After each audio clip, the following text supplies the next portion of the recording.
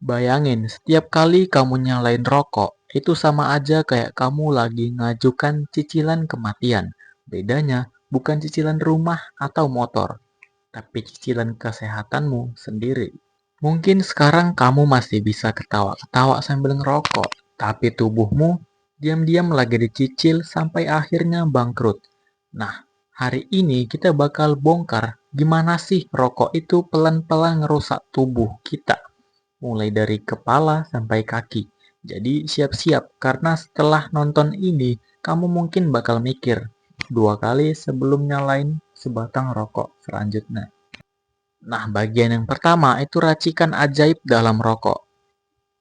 Mari kenalan dulu dengan isi rokok. Katanya sih cuma tembakau, padahal di dalamnya ada lebih dari 7.000 zat kimia dan yang bahaya ada nikotin, tar, karbon monoksida, arsenik, formaldehida, bahkan zat yang dipakai buat cairan pembalseman mayat.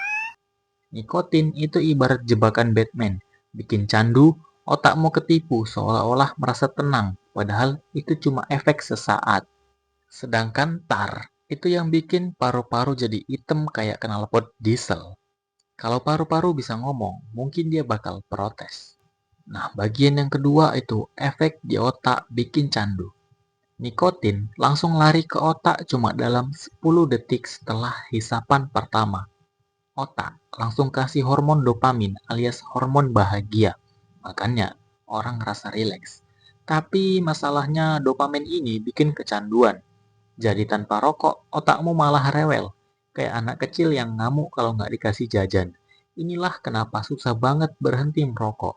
Bukan karena rokoknya enak, tapi otaknya udah dipermainkan. Bagian yang ketiga, paru-paru jadi korban utama. Setiap kali kamu hisap asap rokok, paru-paru yang harusnya bersih jadi kayak gudang asap. Tar bikin lapisan paru-paru rusak. Sel-sel silia, penyapu debu alami, jadi lumpuh. Akibatnya, kotoran dan bakteri gampang masuk.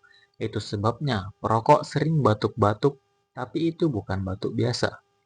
Dan kalau diterusin, bisa berujung ke penyakit paru obstruktif kronis, bronkitis, sampai kanker paru-paru. Jadi bukan cuma sesak napas habis lari, tapi bahkan jalan 10 meter pun udah ngos-ngosan. Bagian yang keempat, jantung yang lelah. Asap rokok bawa karbon monoksida, zat beracun yang bikin darah kehilangan oksigen. Jadi darahmu isinya bukan oksigen segar, tapi racun. Jantung pun kerja lebih keras buat pompa darah. Lama-lama, jantung bisa bilang, aku capek bro. Nah, dari sini muncullah risiko penyakit jantung, stroke, dan tekanan darah tinggi.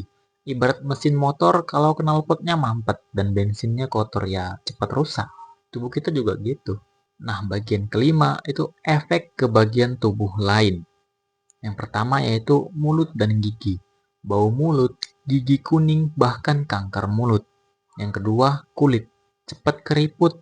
Jadi kalau masih muda udah ngerokok, siap-siap tua lebih cepat. Yang ketiga, kesuburan. Pada pria, kualitas sperma menurun. Pada wanita, rahim bisa bermasalah. Yang kelima, kaki dan pembuluh darah.